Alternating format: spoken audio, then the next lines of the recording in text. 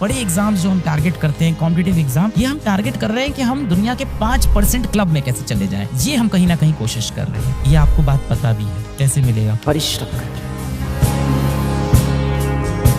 सारे efforts accumulate होते होते एक दिन रंग दिखाएंगे और बहुत खूबसूरत रंग दिखाएंगे। उस समय का इंतजार करना है, तब तक मेहनत करनी है। अब मैं ये नहीं कह सकता कि सक्सेस आपको 1 साल में, 2 साल में, 3 साल में, 4 साल में मिल जाएगी। हर किसी की अपनी जर्नी है, उस जर्नी का मजा लेना बहुत इंपॉर्टेंट है। मैंने किसी भी टॉपर बच्चे को आज तक ये कहते हुए नहीं सुना कि ये टीचर नहीं मिलते तो मैं सिलेक्ट नहीं हो पाता। किसी न किसी रास्ते से, किसी न किसी तरीके से वो सिलेक्ट हो जाता है। एकलव्य कितना बड़ा धनुधारी, कितना बड़ा योद्धा, शिक्षक ही नहीं मिला उसको। मिट्टी से गुरु की प्रतिमा बनाई और उससे सीख डाला। जज्बा, इंटेंट करना है, ये था उसके अंदर। मेरे फ्रेंड्स है ना यार, करोड़ों की सैलरी पे बैठे। अगर आप फाइनेंशियल सक्सेस को देखो, अगर आप सेटिस्फैक्शन, हैप्पीनेस को देखो, बेहतरीन फैमिली, बेहतरीन हस्बैंड, बेहतरीन वाइफ, छोटे छोटे प्यारे प्यारे बच्चे, एक खूबसूरत सा घर, शाम को अपनी वाइफ और अपने हस्बैंड के साथ बैठ के अच्छी अच्छी बातें करना, सुबह ऑफिस जाना, बढ़िया जिम जाना, लाइफ मेंटेन करना, सबने जीवन में अच्छा कर लिया अल्टीमेटली। कोई बहुत फाइनेंशियली स्टेबल है, कोई सोशली बहुत स्टेबल है, बहुत बड़ा नाम हो गया, कोई फैमिली के हिसाब से बहुत स्टेबल है, बहुत खुश है, कोई बहुत बड़ी कंपनी में पहुंच गया, कोई अपनी कंपनी खोल रहा है, कोई किसी छोटी कंपनी में बड़ी नौकरी कर रहा है। लगभग सब खुश हैं, क्योंकि लगभग सबने थोड़ी बहुत तैयारी सबने की थी। आप इतने पढ़ लिख लिए हो, जीवन में अच्छा हो जाएगा। ये जो डिप्रेशन है ना, ये जो नेगेटिव थॉट्स है, इसको तो हटा दो। We all are not fighting for our basic needs. बड़े एग्जाम्स जो हम टारगेट करते हैं, कॉम्पिटिटिव एग्जाम, ये हम टारगेट कर रहे हैं कि हम दुनिया के 5% क्लब में कैसे चले जाएं। ये हम कहीं ना कहीं कोशिश कर रहे हैं। ऑनेस्टली शायद दुनिया कह देती है, शायद हमें ऐसा लगता है 5% क्लब में जाने पे जीवन बहुत अच्छा हो जाता है, तो ऐसा हमें लगता है, तो इसलिए हम ये करते हैं। और ऐसा नहीं है कि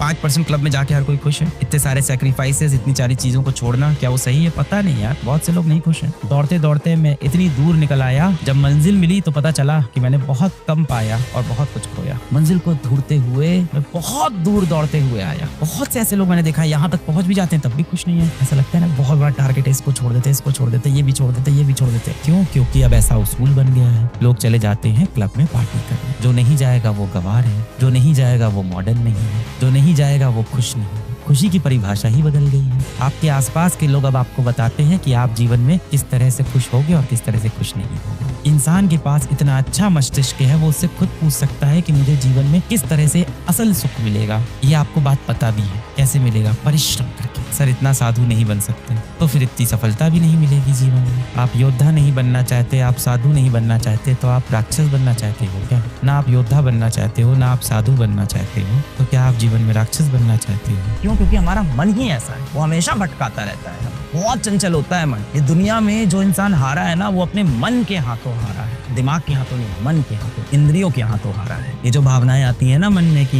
ये चीज बहुत कठोर है, ये चीज बहुत बोरिंग है, इसमें बहुत समस्या आ रही है, इसको हम छोड़ देते हैं, कुछ ऐसा करते हैं जिसमें तुरंत आनंद मिल जाए। ये सारी चीजें बेटा कहाँ से आ रही है? आपकी इंद्रियों से आ रही है। शरीर देखो कैसा है, शरीर ऐसा है, उसको पूरे समय सुख चाहिए, आराम चाहिए। अभी आपसे मैं कह दूं कि 5 किलोमीटर पैदल चल के जाना है या 5 किलोमीटर कार से जाना है, जाहिर सी बात है, कोई कहेगा कार से चले। क्यों? क्योंकि आपके शरीर ने तुरंत रेजिस्टेंस दिया कि नहीं, हार्ड वर्क नहीं करते। तो हम बने इसी तरह से, हमको भगवान ने बनाया ऐसा है, हमारी इंद्रियों को ऐसे ही बनाया है। और जो इंद्रियों के वश में चला गया इंसान, वो अपना संपूर्ण जीवन बर्बाद कर लेता है। मेहनत करने की इच्छा हमारे मन से अपने आप कभी नहीं आती, इनेट फीलिंग नहीं है। हार्डवर्क जो है वो एक इनेट फीलिंग नहीं है, जिसके साथ आप पैदा हुए, वो इनेट फीलिंग नहीं, क्योंकि कोई भी इंद्रियां जो है वो हार्डवर्क की तरफ नहीं जाती। आप पैदा हुए, छोटे बच्चे थे, आप थोड़े से बड़े हुए, खाना खाने का मन करता है, क्योंकि इंद्रियों में है लालच, कितना मैं भोजन ले लूं, कितना खा लूं, कितना अपनी जबान को मैं सेटिस्फाई कर दूं, अपनी टंग को सेटिस्फाई कर दूं, सब कुछ खा लेता हूँ, भूख नहीं लगी है तो भी खा रहे हैं, क्योंकि टेस्ट में मजा आ रहा है। मैं कमजोर हूँ, मैं वीक बच्चा हूँ, ऐसा नहीं बोलते हैं। आप सब बहुत अच्छे बच्चे हो, आप सब बहुत टैलेंटेड हो, जिंदगी में बहुत अच्छा कर लोगे। परीक्षा की एक लिमिटेशन होती है कि नंबर ऑफ सीट्स कम है, तो अगर किसी की गलती है